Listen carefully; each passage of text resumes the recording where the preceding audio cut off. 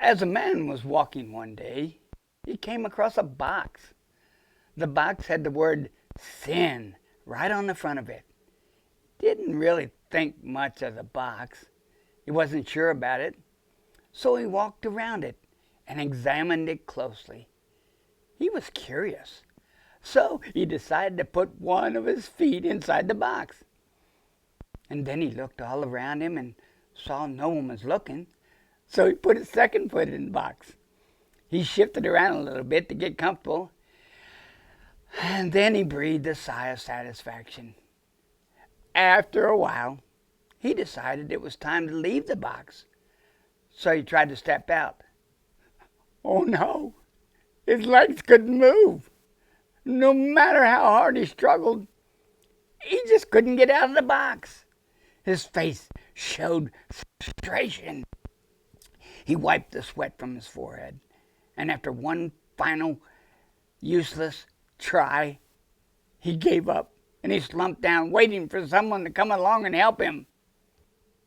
A well-dressed man came in, counting a stack of bills in his hand.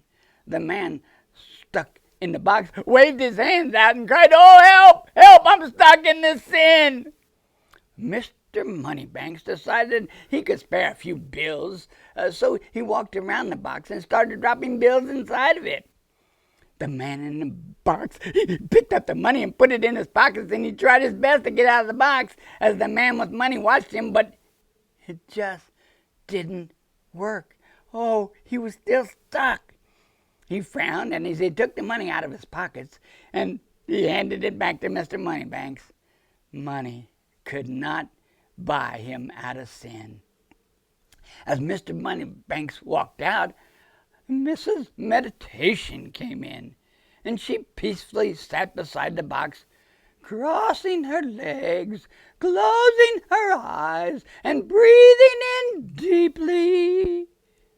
She waited and waited and waited some more, and the man in the box watched her curiously, and Mrs. Meditation motioned for the man in the box to join her.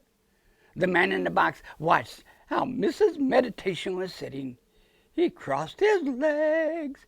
He put his palms together in front of his chest. He closed his eyes and he breathed deeply.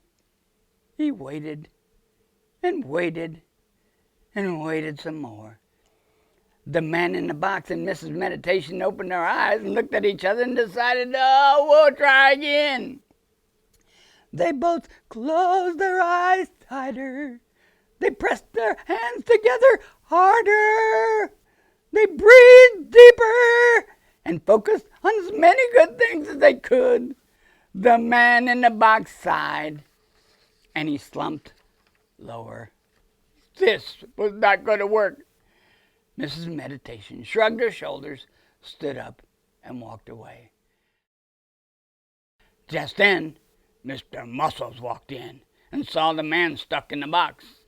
The man stuck in the box tried to get out and showed Mr. Muscles just how stuck he really was. Mr. Muscles laughed and he flexed his arms to the man in the box just to show him how strong he was. And he stretched out his arms, and then he stretched out his legs, and he grabbed hold of the man, and he tried his absolute hardest to pull him out, but it didn't work. He flexed his muscles again before he grabbed the side of the box.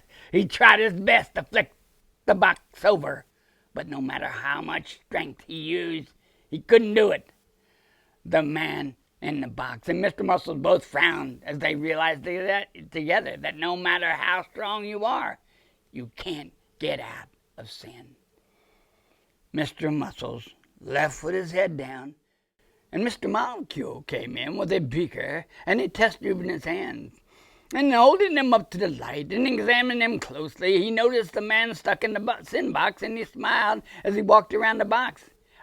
He thought he knew exactly how to solve the problem. Mr. Molecule opened the test tube and he poured it into the beaker. He shook the beaker, and he shook the beaker to mix the concoction up. The man in the box watched curiously, wondering what was going to happen. Mr. Molecule got out one more test tube from his lab coat, and he added it to the mix. He handed the beaker to the man in the box and motioned for him to drink it. The man took the beaker and he looked at it nervously. And after another nod of encouragement from Mr. Molecule, he shrugged his shoulders and he drank everything that was in the bottle.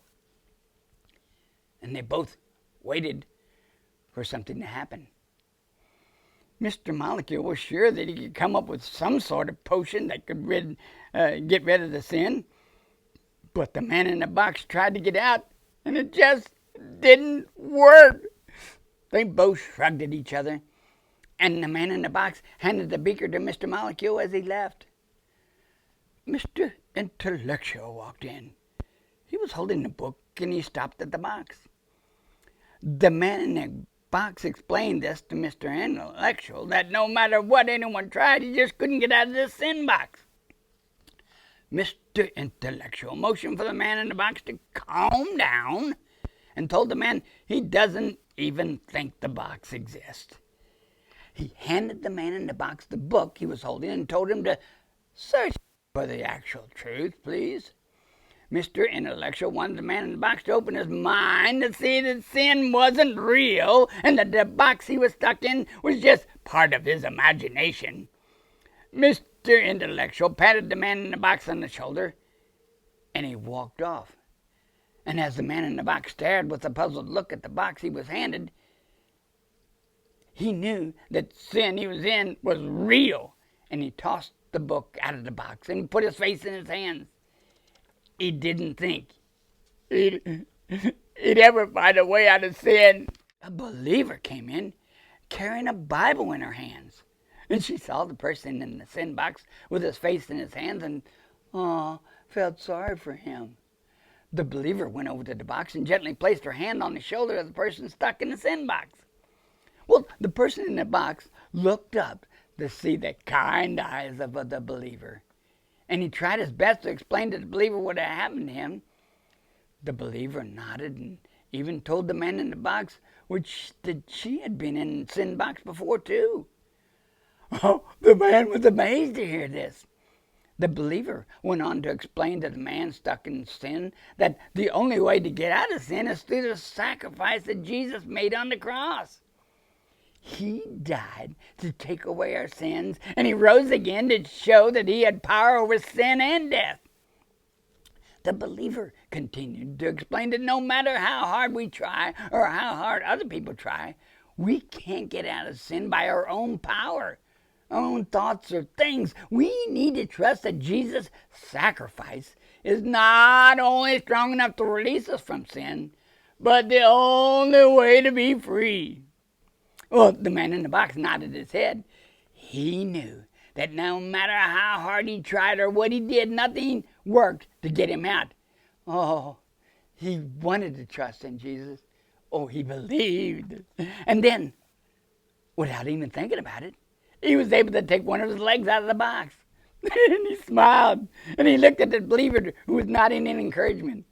And then he lifted his second leg out of the box, and he was freed, and he was so happy. He looked at the box that had trapped him, and he knew that he'd never let it take hold of him again. The believer handed him the Bible and began to answer questions that the man had as they walked away from the sin box. There were now 2 believers, and the sin box did not have its power over them.